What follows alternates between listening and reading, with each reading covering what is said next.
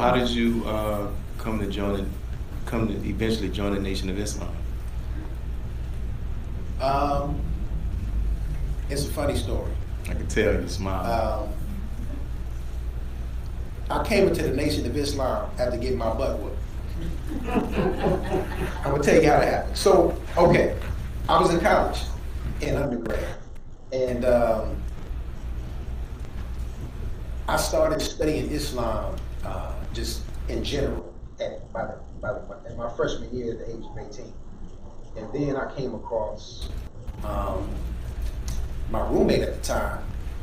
He also from Chicago. His father never joined the Nation, but he had every cassette tape that you could think of ever done. Going all the way back to the Final Call building in the late 70s. He had everything, and he came with a suitcase full of the minister's tapes and books. So the first thing that I read, of course, was Message to the Black Man. And in the first few pages, all the years of spooky teaching got blown away in 3 pages. Wow. And it was difficult for me because I grew up in the Pentecostal church.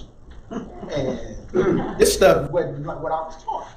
So I'm sitting there reading this and I'm like, this ain't right, but I couldn't stop turning the pages. I'm like, no, this can't be true. But so I go to try to disprove what the messenger of Allah said, and I kept finding more things to validate what he said. So it was like one of them things where if you can't beat them, join them. So I submitted to the Most Honorable Elijah Muhammad's teaching from Message to the Black Man. What convinced me was in Fall of America when I got to that book. And there was a particular chapter in which he said, I have the keys to both heaven and hell. Wow. He said, you can accept it to live or reject it to die. And I was like, damn, I ain't never heard nobody talk like, I submit.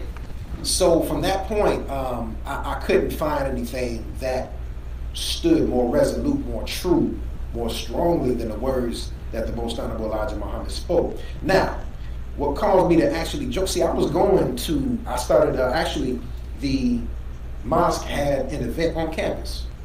Mosque in Nashville? Yes, sir. There was a Nation of Islam event that took place on the campus of Tennessee State University. At this time, I'm in my sophomore year. So I'm 19. And in the student center, the meeting was held on the 3rd floor. And both of them had transitioned, but I saw Minister Abdul Hakim, who was originally out of Mosque number 7 in New York. He was the minister that was teaching at the mosque the day that Malcolm was assassinated. He then moved to Alabama, but he was teaching in Nashville that day. And I heard him teaching. I mean, just masterful with the word. And I saw Minister Majid, who was the representative in Nashville, who originally came out of Cleveland, and he stood up in the rebuilding, took Nashville. And when I saw Minister Majid, I looked at him. I remember sitting in the audience, and I looked at him, and the Spirit told me, you need to help him. Didn't know why. So when it came for acceptances, this is back when, I don't know what it was like in New Orleans, but back then, we had a player's card with a yellow card. So I signed that player's card, raised my hand, and went up there and shook him and shook his hand. And from that day, I started going to orientation class like the next class. And I spent time in there, and I was in there with a couple of brothers, brothers off the street. And the ego inside of me felt that I didn't really need it, because I felt that it's like, I got the teachers, I don't need to really join and all that. And so I went back to my dorm room, and I had a different roommate at this time that I didn't really see eye to eye with. And the brother, how do I say, he was a little soft, and he would be on the phone with his girlfriend like all night long.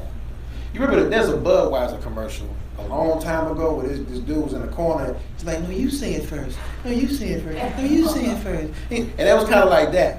And his friends like snatched the phone up out the cord or whatever. And so I call myself doing that out of ego. I was really full of myself at the time. I was hot because it was like 3 in the morning. I'm like, dude, this is ridiculous. So I get up and snatch the cord. I'm like, hey man, I need you to go. I ain't getting off the phone. I snatched the cord out the phone, just real disrespectful. I turn around and my man decides to grab. He tackled me from behind in the dark. But I tell you, my head hit the little air conditioning unit. And next thing you know, I saw the fist of glory coming from the sky. Wow. And right then in that moment, because I should have never have gotten my butt whooped in that way, ever. Because I come from a martial arts background, I'm trained and all this, but Allah stopped, he held my hand. Mm-hmm. Nothing I could do, I was froze. I knew at that moment, your ego has caused you to be in this condition. You need to submit. And from that moment forward, I knew right there in the midst of a butt whooping that it was because I chose to rebel rather than submit. So from that point, it caused me to realize that I need to go home and accept my own and be myself and not play with the mission and not play Muslim, but be Muslim. And that's how I came to the Nation of Islam. Wow. That is it. Not many people know that story. But I appreciate you even sharing that and the humility and for you to be able to share that, because most people don't talk about, when we talk about our old time fighters, people always talk about the W's, but we don't talk about the L's. Don't talk about them L's. Yeah. So I appreciate you even sharing that. So, that's the gift of cultivating, and sharing what you know with those who do not know. It's just an outstanding rewarding experience. So you mentioned at the age of 16 is when you first heard the Honorable Minister Louis Farrakhan. So the seed of interest in the teachings began there. So how did that transition into you? Just that process, that story of coming and being a full registered member of the Nation of Islam. That's a very good question. So at 16, I'm living in the home of my father, and my father practiced at the time Christianity. My father is very versatile in religion. He introduced us to Buddhism, which is mentioned in our lessons. He, of course, introduced us to Christianity. My father is also a student of the Hebrew teachings. He reads and writes Hebrew, and so he gave us a wide understanding so that we could appreciate the diversity of different religion, cultures, expressions of people who appreciate and love God. But at the time, Christianity was the religion of his home, and Islam was not. And so I kind of had to go undercover as a Muslim. And I would have in my room, underneath my bed in a box, I would have Message to the Black Man in my Holy Quran. And I would record the lectures of the Honorable Louis Farrakhan and then listen to those lectures in the night when I could put my Sony Walkman on and listen to the Honorable Louis Farrakhan teach on the true meaning of Christmas and the true history of Jesus and who is God. And this went on from 16 until I went to college. I went to the city of Rochester, as I was sharing, the city of Rochester. But by that point, I had learned so much of Islam that when I went to the mosque, I went wearing a suit and bow tie. And when I signed in my name actually as Henri Muhammad. I didn't have an X. But I knew that Muhammad was my name. So at the end of the meeting, type of the bells. When the brother said, "Is anyone here to accept?" And he looked around, and I raised my hand. He said, "Well, brother, we see that you already have the teachings." And so, but I was like, "But I wanna sign the yellow card." And so I joined the FOI class, and I got my X on September 19th, 1994, as we were in the heat of campaigning for the Million Man March. And so as a college student, this is in my freshman year of college at the University of Rochester, we campaigned for the march. The brothers, as a college student, studied the violin, but on Monday nights, I would go to FOI class, and we would go out into the community of Rochester, New York, and then travel to the city of Buffalo, which is my hometown, to campaign in the city of Buffalo And the minister came to speak on his men's only meeting that July of 1994, where I heard him live. I was on post, but I heard him live a little bit for the first time. And then going to the march, I believe as a coordinator of something called the Nation of Islam Student Association, I think the city of Rochester sent 3 busloads of college students to the Million Man March, so that was kind of how I got started. And so how did your eventually your father had to know you or start your interest? Eventually, yes, he did find out, and it was a little rocky at the time, And sometimes the Quran admonishes us to lower the wing of humility for our parents. The Bible exhorts us to honor our mother and father. And so I never at any point disrespected my mother and my father, even though my spiritual views were different. I always respected my father, and today we have our mutual love and respect. He still continues to teach me, to feed me from the enormous wisdom that he has. And that's one thing about the Honorable Farrakhan, as a man who is universal. He can go into any religious house and preach, if it's Christianity or if it's Judaism, or even as one who's familiar with Buddhism, I can hear the teaching of the Buddha in the Honorable Mr. Louis Farrakhan, because he's versatile in communicating what Henri Muhammad gave him, because Henri Muhammad's message is a universal message. And so I thank Allah for the upbringing that I have. My mother who's passed away, my father who, my father lives down south, he lives in Florida on a ranch, and I go down and I see him, he coaches me and we ride horses and do things. But Islam is in my heart, and I hope to take all that I've been given from him, my parents, Ms. Farrakhan, and then transfer and give it to our people for our upliftment.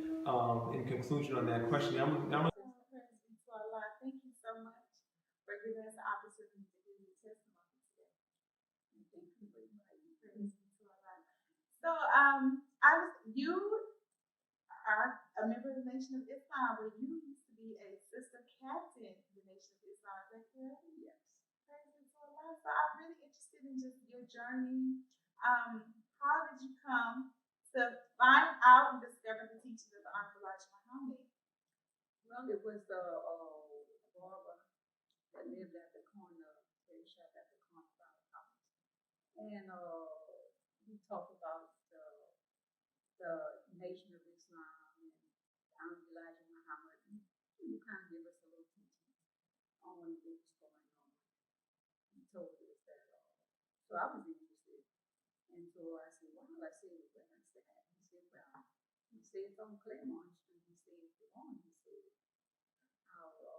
you can come with me. He said, well, what time is it? And I said, no, I'm going to go with you by myself. He said, well, then bring everybody you want to go. He said, bring your friends. So I got 3 of my friends, my sister and 2 friends came with me.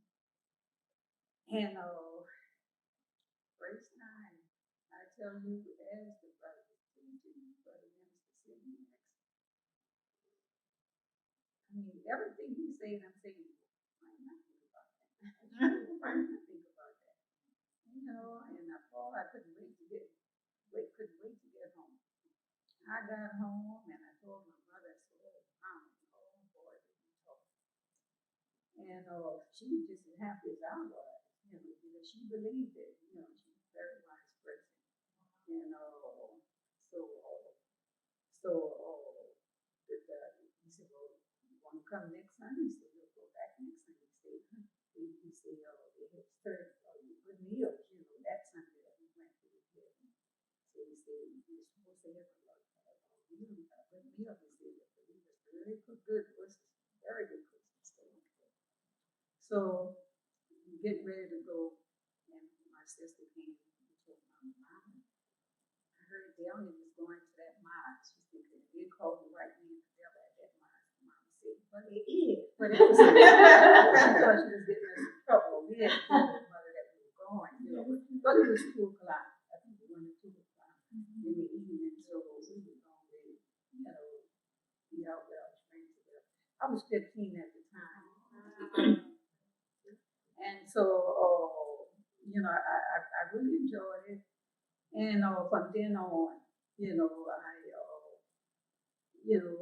my mother and I, we had conversation about it. And, then we would go and then, for a period of time, I started going on my own at times. I go on my own. But I really, believed it. I really believed it. You stuck with it. And so that was my, first experience with ministry. And then as time went on, I got older, graduated from high school, got a job, and got back connected with one of the sisters, that was previously at the temple. And that time, then she and I got real close, so I started coming every Sunday. Every time the door was open, I was there. And I remember, and that was for years. And so Brother Islam Muhammad, he was standing at the counter one day in the temple we were in. And I said, Sister Rose, every meeting you hear, he said, when you gonna join, sister? He said that. I said, just like came out. And I said, join. And I said, well, what do you want to say? So I said, so I went home and told my wife, I said, what would you think about joining the Nation of Islam? She said, I've been expecting you to say it. And I'm afraid because I don't know what she's going to say. I know we talk, and she was a Christian, really. She was a spiritual mother of the church. And but she said, I've been expecting you. She said, there's nothing wrong with it. Nothing wrong with it. She said, I think it's a good thing. And as soon as she said that, that's me. I was right there, and I told her, I adjourned and got my letter. And what year was it that you joined the nation?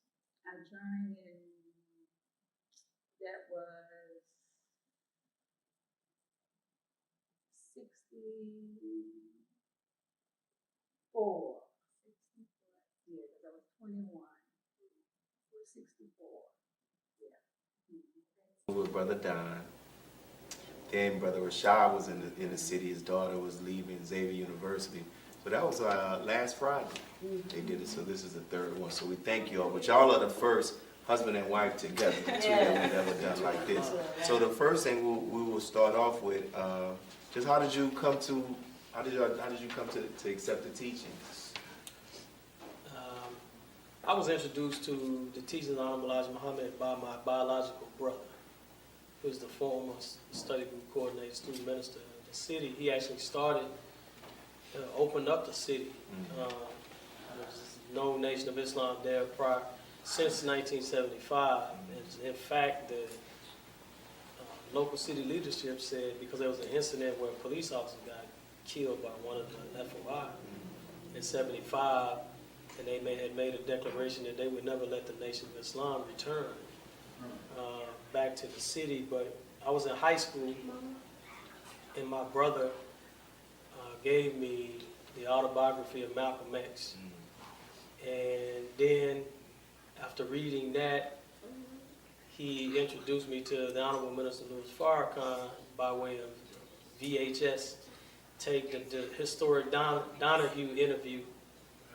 And from that, I began the progression of, picking up books, listening to the minister. And that same year, the Honorable Louis Farrakhan visited the University of Texas. And I was sitting in the audience. And after that, we formed an official study group in the city of Boston. I was processing. It wasn't until a traumatic event that I had personally. I was still in high school, but when I graduated, I ended up seeing one of my friends killed. We were processing together. And we still, no mosque, no older believers there, so it was just a bunch of children, playing Muslim, which was really like a club or a group or clique or something like that. And after we graduated from high school, we went down to Houston and got into it with some individuals who ended up, finding us at a stoplight and shot into the vehicle many times. And everybody in the vehicle was hit except me. And the best friend of mine was sitting in the back seat with me. I shot 8 times. And so, but it was that moment that changed the trajectory of my life when I felt like I had to make a decision of if I was going to straddle this fence of the world or give my life, to Allah through the Nation of Islam. And it was that, I believe, that shock of the hour that propelled me into becoming registered and taking Islam and the study and development of myself seriously. Wow, that's amazing. So your brother helped to reestablish it post 75, and you helped to bring it to my status.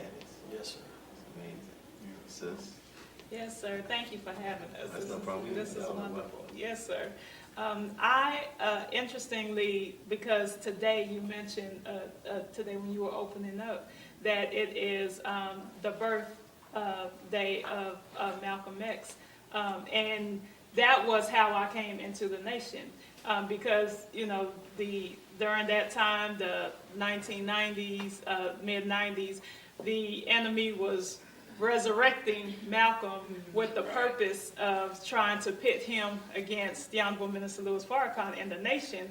And so I always say that I'm a personal example, and I know there are many, of every knock is a boost, because their attempt to pull us away from the nation is exactly what brought me to the nation. So I was a student at the University of Texas at Austin. I was 19 years old, and I was a sophomore, and I started to get interested in Malcolm. The movie was out, the autobiography was republished, and so I read it many times, and I watched the movie, and I started reading books about Malcolm, Judas Factor, then I got into the COINTELPRO, FBI files, all of that stuff, and I was just really into it. But what really attracted me, what I realized was the Malcolm that was in the nation, and not the one who had left.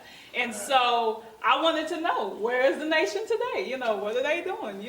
And so a friend of mine knew Brother Robert's brother, Brother Cedric, and what was funny is myself and Brother Robert's brother were both working at Dell Computers at the time. It was a summer job for me, and he said, we were all there, and my friend, and he said, there he is right there. That's the head of the nation in Austin right there. And I said, that little boy. Now, he's a few years older than me, but I was 19, so he was, 23, something like that. And I was like, how is he the head of the Nation of Islam? But anyway, so long story short, I attended my first meeting, and I was nervous about going in, and I sat there because my friend was supposed to come with me, and I was not going in until he showed up. I was not going in by myself. And you know how the brothers, they come and get your door. So I was like, I gotta go in. So I went in by myself. He didn't come to the end of the meeting. And so I came in. It was a Sunday meeting. Brother Cedric, his brother, was doing the lecture, and I was just blown away by what I heard. And I never stopped coming back. I came on Wednesday. We had Wednesday night study. We had it at the library. Then I came on Friday. I came back on. So I just kept coming. But I was still Malcolm. And so Sister Dr. Stacy now, who's in Houston, she was also a student at UT. She was 2 years ahead of me. And she said, I have a tape I want you to listen to. And so she gave me my very first audio cassette tape of the Honorable Minister Louis Farrakhan. And it was titled Malcolm X, 28 Years Later, What Really Happened. And so I heard that tape, and because I thought I was conscious, I was woke, as they say today. I could quote Malcolm and thought I knew Malcolm. I heard that lecture from the minister, and I was just like, whoa, wow. I saw and I heard from someone who really walked with Malcolm and really loved Malcolm and really understood him. And so my view just completely changed. But that was my only tape, so I listened to it over and over and over again, wore it out, have that lecture memorized to this day. That's how much I listened to it. But I was stuck then. That was it. That was it for me. And so, but I never stopped coming to the meetings. I asked I don't know how many questions. I always had questions because I thought I needed to understand everything before accepting. It took me about 5 months before I started processing. And then when I processed, I quickly got registered, and here we are. How did your parents respond? Well, I was, when I was in high school, so, you still your parents' baby. And then I'm the youngest out of the two of us. And so, but with him bringing me in, but see, I was at a juncture in my life where my brother was always a good brother. I mean, he was always a guide for me. But I was a little rebellious. So I was at a juncture in my life where I was either going to join the Nation of Islam or I was about to be a criminal. And I'll never forget, because after having the minister introduced to me via VHS, there was a moment in time, and I grew up in the 80s, so everybody pretty much in my family, all of my friends, everybody sold drugs. That's just what they did, and except for my brother. And he was always, when he was showing me these things, I would not let him know that I was attracted to it. And when he was playing the Donahue interview, I was in the kitchen cooking a pork chop. And I remember looking around the corner in the kitchen, and this is the words I use. I said, "Who is that N-word?" But I was blown away. And so that was the last time I remember eating swine. But our parents, like most parents, because the way I was kind of brought in was to dispel all of the myths and the untruths about Jesus. And so, because I grew up in church, we went to church every Sunday. I was in the junior choir. I was a junior deacon. I was helped to teach Sunday school in a certain form, but I was an inquisitive kind of young man. And so, but as we got older, that construct couldn't deal with the fire and the energy inside, as you seen. That was the days during the Rodney King verdict and all of that stuff. And so what we were getting in church was not speaking to these things. But when I heard Honorable Louis Farrakhan, he was. And then, in the music, Public Enemy, Farrakhan's a prophet that I think you ought to listen to. Poor Righteous Teachers.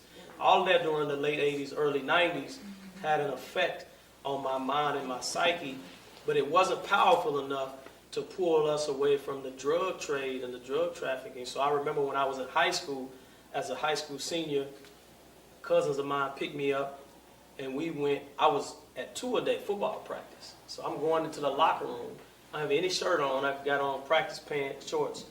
And they told me to get in the car. So I got in the car. We went to the Mercedes-Benz dealer. I didn't have a shirt on. I had a hat on backwards. And I'm like, man, what are we doing? They said, oh, come on. We're walking in. There's white people everywhere. And it was about 5 of us. And my cousin counted 20 grand, put it on the table.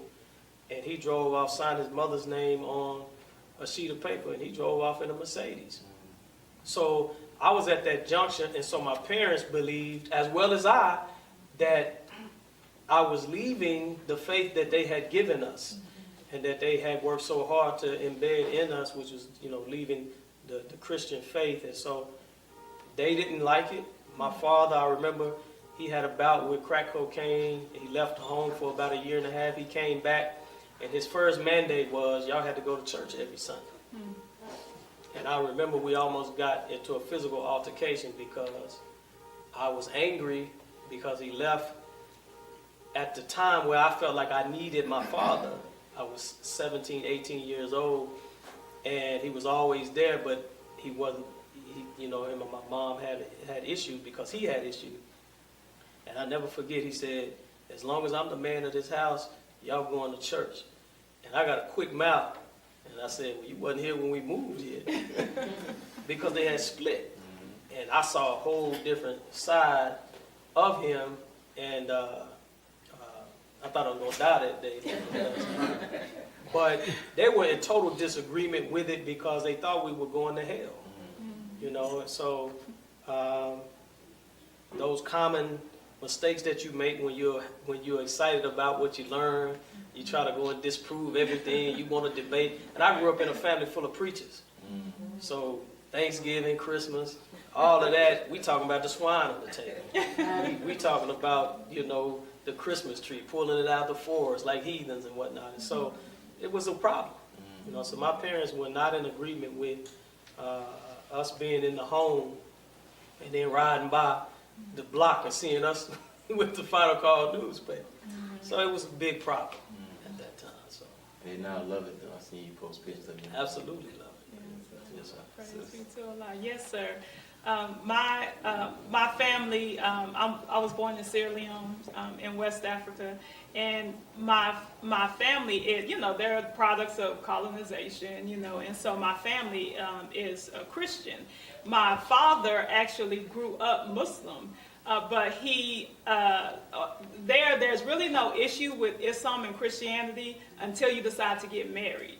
So when he decided to marry my mother, the condition that my grandfather put on him was you had to convert to Christianity. So, you know, he was like, okay, I'm a Christian. So we grew up Christian, but I say that loosely because in our house, my mother's father was a preacher. She went to, they went to church every day, you know. And so in her mind, even though now she is in the church, you know, when you get older, you go back to where you came from. But she felt like she was one of those people, I know I'm not going to learn anything else.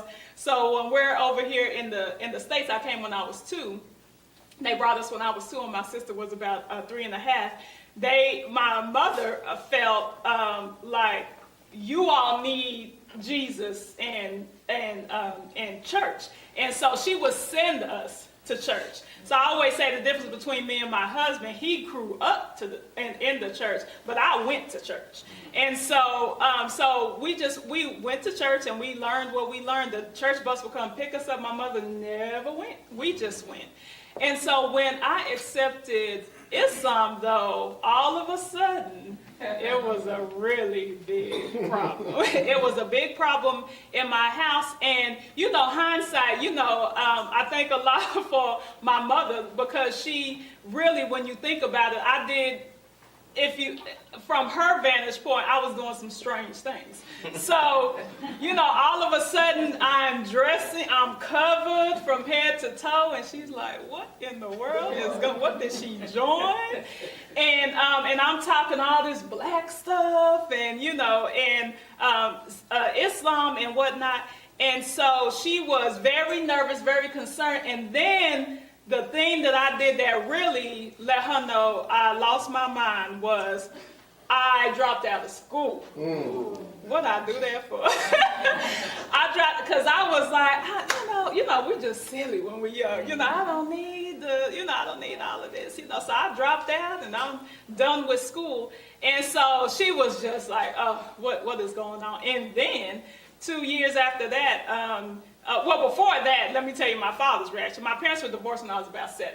And he wasn't around still. We don't really have a really close relationship. But when he popped back up in 96, the Honorable Minister Louis Farrakhan blessed the believers with the name Muhammad. That's when he showed up for real. And so because it's only me and my sister, we're girls. And so even though I was like, if we got married, we would take the husband's name anyway, but he had a big issue with me changing my name from my maiden name is Teray, my slave name. I can't really say slave name, but my maiden name is Teray, and I changed it to Muhammad. And that's when he had a big problem. My father, who does not live with my mother, they're divorced, came to my mother's house and took, this is before, just before, we're recording, we were recording at the time. He took all of my garments, he put them in the trunk of his car. He said he was gonna go dump them. So it was a big combative thing with my father. My mother was just looking at me, shaking her head, but she wasn't really like, come at me. But my father was like, no, that's it, And so he would say negative things about the minister and whatnot. And so it was a mess for a while. But I have to tell you, it's amazing what just closing your mouth sometimes and just be an example as best you can, just strive will do. Because as we sit here today, what my mother is expressing about the Honorable Minister Louis Farrakhan, I'm like, who is this woman? And my father, when he talked to Brother Robert just a few years ago, he apologized to him.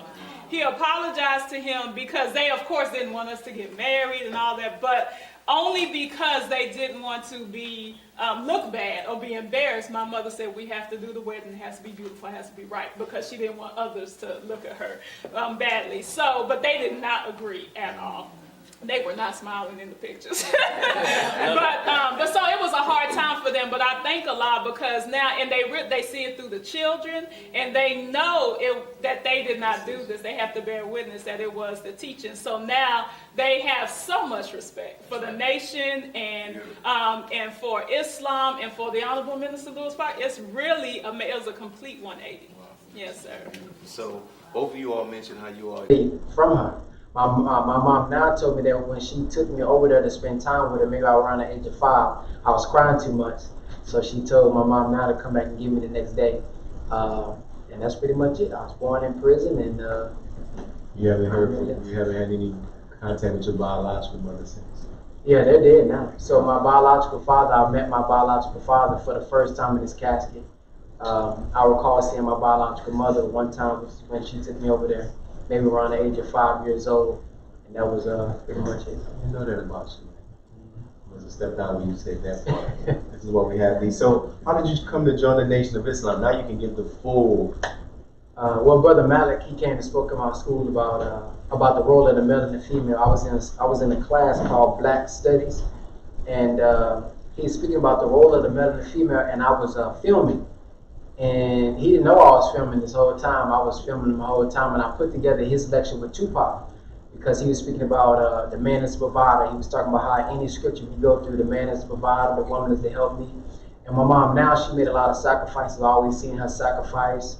She always made the statement, I bust my A word, so y'all can have everything. I never seen her just going out buying things for herself. She was always sacrificing for my family.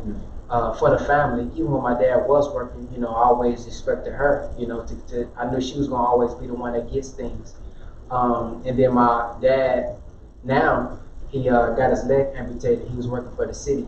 And one of those little things, I don't know what they call, spit out a metal thing, and it hit him. And he had to get his leg cut off. So she pretty much has been carrying the family with the jobs that she has been on. And yeah.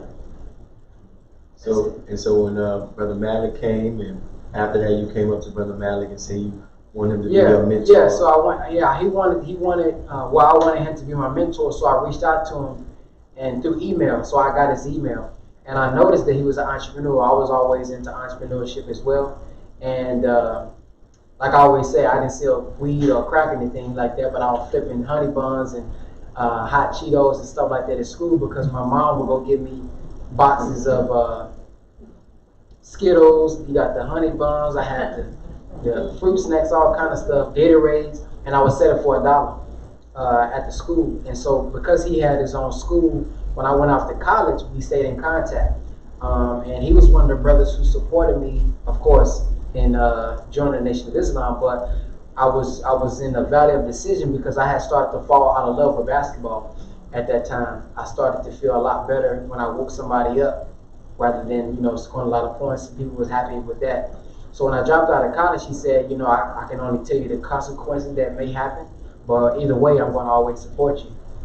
And that was something that I needed, because I always wanted to be a businessman as well. And it seemed like a lot of people wanted to force me into own these sports, but I was also interested in the camera, so I was always making YouTube videos already before I joined the Nation of Islam. But when I joined the Nation of Islam, I just put the teachings in the videos and the skits and stuff that I was already doing. So when I left college, he gave me a job at his school that they had. So I was working at the school there. And then, matter of fact, around that time, he began to tell me to check out the minister, the time what must be done. And at that time, I didn't understand what the minister was talking about. He was talking about, you know, the different wars that we was in, and I didn't care nothing about no wars. I just cared about basketball. And so when I began to watch Muhammad Ali, I was more attracted to Muhammad Ali because, of course, he had the personality. He was funny. He made jokes and stuff, but he was still stern and was real firm with the truth. So I was attracted to him. And then once I saw the minister's full lectures, he began to answer questions that I had about the Bible and about the scripture. And then after that, that's what brought me in, seeing the brothers going to the door to door. You know, oftentimes when you in Christianity or Baptist or whatever, you know, those type of people are looked down upon, or you got tattoos, or you sag, and why you didn't come to church. But the mosque, or the brothers as FOI, they went to those brothers. And when I read that Jesus was in the highways and the byways, and Jesus sat with the sinners, I said, well, this seems more of what Jesus would be doing.